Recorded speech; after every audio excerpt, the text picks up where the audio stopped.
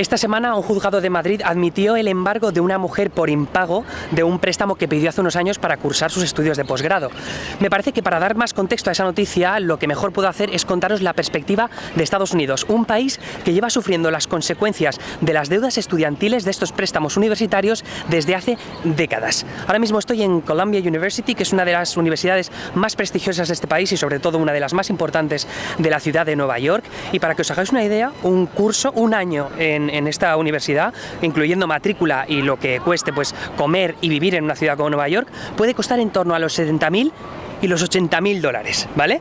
Pero claro, esto es una universidad privada, así que hay que mantener las distancias con las universidades públicas. Aún así, la educación superior en Estados Unidos es carísima, pero de todas maneras creo que nos funciona hacer la comparación para entender cómo puede llegar a degenerar el aspecto de los préstamos en nuestro país. Así que yo lo que quiero hacer es una comparación con una película, y la película tiene una banda sonora que empieza tal que así. Pam, pam, pam, pam, pam, pam, pam.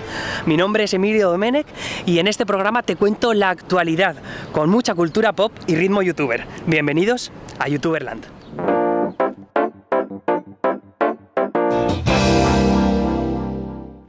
Y hola de nuevo, ¿cómo estáis? Antes de hablaros de las deudas estudiantiles en España, me gustaría traer a colación el ejemplo de Estados Unidos porque me parece que ilustra bastante bien cómo este tema puede degenerar muy rápidamente. Y si hay una institución educativa que me permita contaros todo esto, níquel, es el Colegio Hogwarts de Magia y Hechicería. Y si no sabes de qué hablo, ya puedes salir amablemente por la puerta. ¡Adiós! Vale, pues pongamos que el universo de Harry Potter es Estados Unidos y que Hogwarts representa a todas las universidades del país. A su vez, las casas de Hogwarts incluirían los tipos de universidades que hay en Estados Unidos según la forma en la que se financia. Hufflepuff sería la universidad pública, financiada por el gobierno federal y los distintos estados del país. Vamos, lo que tenemos mayoritariamente en España, pero un poquito más caro. Gryffindor representaría a todas esas universidades privadas sin ánimo de lucro de las que probablemente has escuchado hablar. Y ahí estaría Harvard, Princeton, Yale o la Columbia en la que acabo de estar. Slytherin englobaría a las universidades privadas con ánimo de lucro, que son las más problemáticas para los estudiantes en un tema que ya comentaré más adelante. En el saco de Slytherin suelen incluirse universidades que se dejan un porrón de pasta en marketing y también las opciones más famosas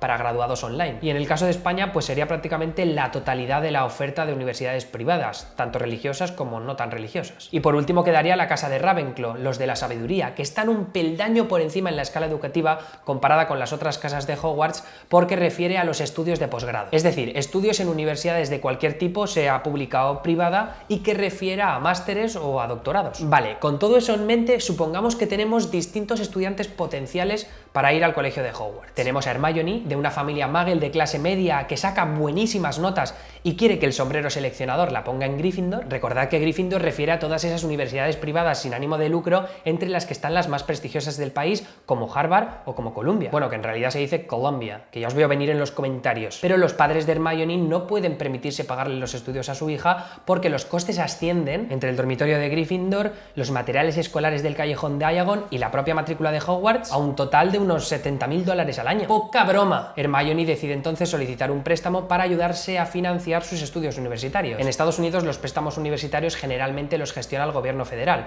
Lo que esto significa es que Hermione se estaría endeudando con el Ministerio de Magia. Mientras esté aprendiendo hechizos y pociones en Hogwarts, Hermione no tiene que pagar nada de su deuda pendiente, pero una vez se gradúe va a acabar debiéndole al Ministerio de Magia unos 30.000 dólares. Y esta cifra la digo porque según datos de 2012 es más o menos lo que debían los estudiantes cuando terminaban de graduarse en ese año. Pero claro, Hermione es una estudiante 10, así que cabe suponer que una vez termine sus estudios encontrará un trabajo en, yo que sé, el Ministerio de Magia cobrando una pasta. Es decir, que podrá permitirse pagar fácilmente esa deuda pendiente en el tipo habitual de devolución del préstamo, que serían en la media estadounidense unos 300 y pico dólares al mes durante 10 años. El caso de Hermione es el más común en Estados Unidos. Pedir un préstamo para estudios universitarios suele salir rentable en la mayoría de las ocasiones, pero en Estados Unidos se genera mucho ruido con el tema de las deudas estudiantiles porque se agravaron con motivo de la crisis económica de 2008. Es decir, que la gente o no encontraba trabajo y seguía estudiando y por tanto se seguía endeudando, o terminaban sus estudios y no encontraban trabajo para poder pagar esas deudas, que es algo muy parecido a lo que ha pasado en el caso español que contaré más adelante. Lo que me lleva al caso de Susan Bones, una estudiante de familia mestiza con notas mediocres en el instituto que se resigna a ir a la casa de Hufflepuff porque sabe que el sombrero seleccionador no la va a poner en Gryffindor. A ver si os pensáis que entrar en universidades como Columbia es moco de pavo. Eso sí, pese a que Hufflepuff sea mucho más barato que Gryffindor, bien que vas a tener que amochar ahí tus 10.000 pavazos cada año. Y eso sin contar los costes del desplazamiento hasta Escocia, que es donde está Hogwarts, o el precio de la habitación en el dormitorio de Hufflepuff. Porque claro, tú ponte en la piel de un chaval que vive en Massachusetts y solo le han admitido en una universidad pública de California. Se tiene que ir hasta la otra parte del país. Eso vale una pasta, ¿sabes? Así que Susan también acaba pidiendo un préstamo para pagar sus estudios en Hogwarts, donde quiere concentrar su carrera en la astronomía. Pero una vez acabada su carrera, Susan no encuentra el trabajo que le gusta, bien porque la situación económica es una mierda, bien porque la gente que compite con ella por esos puestos de trabajo está mucho más cualificada. Así que se mete en Ravenclaw, la casa que le permite estudiar ese curso de posgrado que tanto le gusta sobre las estrellas de Saturno y que por supuesto cuesta una pasta. ¿Y qué hace Susan? Pues vuelve a pedir otro préstamo, endeudándose todavía más. El caso es que las estadísticas en Estados Unidos dicen que esto no sale tan rentable, sobre todo con estudios de posgrado que tienen que ver con humanidades, con ciencias sociales o con casos súper concretos como las malditas estrellas de Saturno. Joder, Susan, ¿en qué estabas pensando? Porque luego las empresas no van a pagarle mucho más que lo que ya están pagando a los astrónomos que solo tienen la carrera. Es decir, que Susan va a acabar sus estudios de posgrado con una deuda increíble que le va a costar muchos años devolver con su sueldo de mierda de astrónoma, encima viviendo en Nueva York, que el alquiler está carísimo. Eso sí, en Estados Unidos hay alternativas para que esta gente que debe tanta pasta pueda pues refinanciar su deuda, aplazar pagos o suscribirse a programas federales en los cuales pues le sustraen un porcentaje de su salario mensualmente. Pero esas alternativas siempre tienen sus desventajas, ya sea por temas burocráticos o porque los intermediarios que contrata el gobierno federal para recaudar esas deudas son problemáticos. Porque lo de los intermediarios es un tema bastante jodido en muchos casos. Es como si el Ministerio de Magia contrata de mentores para asegurarse de que pagas lo que debes, incluso engañándote en algún punto para que firmes un contrato que refinancie tu deuda así de forma random y no te beneficie en absoluto. Y ya me faltaría un solo ejemplo. Hagrid. Hagrid es un mago semigigante que fue criado por su padre en solitario después de que su madre les abandonara. Pongamos que los semigigantes en el universo de Harry Potter son discriminados social y económicamente en un caso similar a lo que pasa con los afroamericanos en Estados Unidos. Hagrid, que es un mago con talento, acaba siendo admitido en Hogwarts, concretamente en la casa de Gryffindor, que es donde siempre había querido ir. Evidentemente, para costearse esos estudios tiene que pedir un préstamo. Por motivos que no nos importan demasiado, Hagrid abandona sus estudios en Gryffindor a mitad de camino y acaba consiguiendo un trabajo como guardabosques en Hogwarts. Pero Hagrid quiere más. Hagrid tiene un sueño. Hagrid quiere ser profesor de cuidado de criaturas mágicas. Así que llegado un día, Hagrid está leyendo tranquilamente El Profeta y de repente ve un anuncio enorme que pone: cumple tu sueño, sé profesor en Hogwarts, estudia una carrera universitaria con nosotros, no hace falta ni que vengas a clase todos los días. Slytherin. Así que Hagrid aprovecha esa oportunidad y se mete a Slytherin. Decide pedir otro préstamo más para poder costearse sus nuevos estudios. Pero una vez Hagrid empieza en Slytherin, se decepciona por dos razones. Una, porque el profesorado no es tan bueno como recordaba en Gryffindor, y por otro lado, porque tiene demasiadas responsabilidades en su vida como para estar cursando una nueva carrera universitaria. Al final decide abandonar Slytherin, pero ahora tiene que lidiar con una doble deuda, que pongamos está cifrada en $40.000. Y ahí está el problema real de Estados Unidos. La gente que no va a poder permitirse pagar sus deudas estudiantiles jamás. Es que a ver, ¿cómo va a poder permitirse Hagrid pagar una deuda semejante con un salario de guardabosques? ¿Estamos locos o qué? Con campañas de marketing bestiales por parte de universidades privadas con ánimo de lucro, como es el caso de Slytherin, y con préstamos al alcance de muchos, las deudas estudiantiles se han convertido en el problema definitivo de muchísima gente, porque luego está el peligro de llegar al impago, que puede permitir que el gobierno confisque parte de tu salario, de tus devoluciones fiscales o incluso quitarte la licencia estatal